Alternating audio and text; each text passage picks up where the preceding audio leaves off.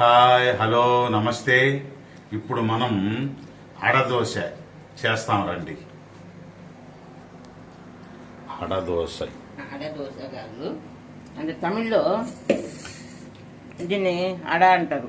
అంటే ఒక అర గ్లాసు కందిపప్పు, అర గ్లాసు పచ్చెనగపప్పు, 1.5 గ్లాసు బియ్యం, అందులో కొంచెం ఉప్పుడు బియ్యం, కొంచెం పచ్చి బియ్యం, కందిపప్పు, పచ్చెనగపప్పు, బియ్యం 3 ఐటాలు బాగా ఒక 3 hours నానబెట్టుకోవాలి.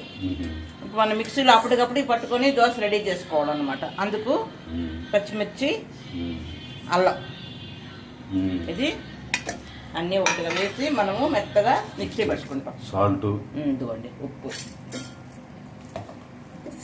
అప్పటికప్పుడు తయారు చేసుకోవడం దోశ బాగుంటుంది.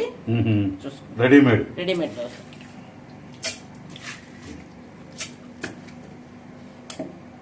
ఇది మిక్సీలో ఇలా మెత్తగా పట్టుకోవాలి.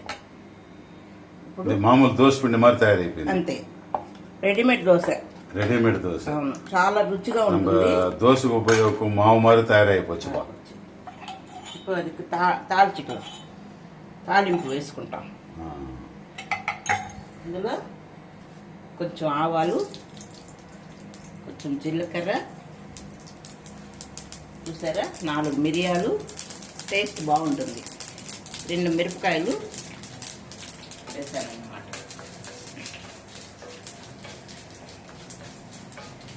ఇది తమిళ్లో అడదోశ అప్పడం సులభంగా అడ.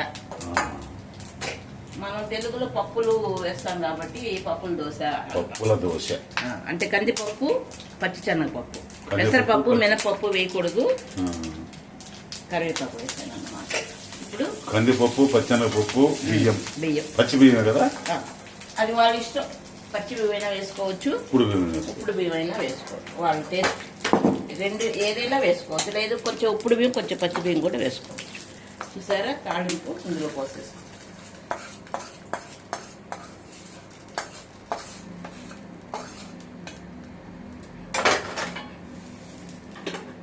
కొంచెం కొబ్బరి తురుము వేసుకోవాలి దోశకి.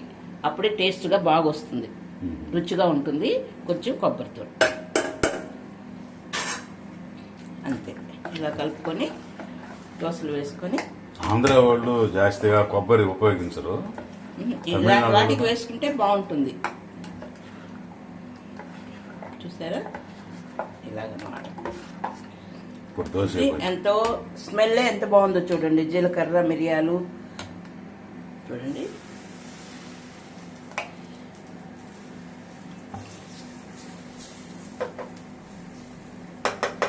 ఇట్లా కొంచెం హోల్స్ లాగా దోశ వేసుకోవాలి. అప్పుడు కొంచెం అందులో నూనె వేస్తాం కదా, బాగా టేస్ట్ వస్తుంది, బాగా వేగుతుంది అనమాట దోశ. ఇట్లా మరి మందంగా వేసుకోకూడదు, ఇలా వేసుకోవాలి. కావాలంటే ఇంకొంచెం ఒక అర గ్లాస్ నీళ్లు కూడా పలసంగా వేస్తేనే చూడండి. కాస్త నీళ్లు కూడా వేసాను అనమాట. చూసారా పలసగా ఉండాలి. ఉన్నప్పుడు రవా దోశ లాగా అన్నమాట. అంటే రవా దోశ హోల్స్ గా వస్తుంది కదా, ఆ టైప్ లో అన్నమాట. ఇది పప్పులతో దోశ అప్పటికప్పటికే రెడీ చేసుకోవచ్చు మనం. ఇవాళ దోశ పిండి లేదు దోశకి అనేసి ఇబ్బంది పడబడలేదు. ఇలా నానబెట్టుకొని మిక్సీ పట్టుకొని దోశ రెడీ చేసుకోవాలి.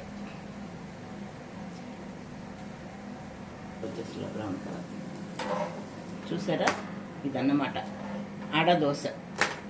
అంటే కొంచెం మన దోశ పిండి లాగా మెత్తగా ఉండకపోయినా టేస్ట్ బాగుంటుంది. కొంచెం ఆయిల్ ఒక 2 స్పూన్లు వేసుకుంటేనే ఒక్కొక్క దోశకి బాగుంటుంది. అది రాదు, మధ్యలో పోసి అలా తిప్పితే ఈ దోశ పిండి రాదు. ఇలా వేసుకోవాలి. ఫస్ట్ లో రౌండ్ లో వేసుకోవాలి, తర్వాత మధ్యలో పోసుకోవాలి.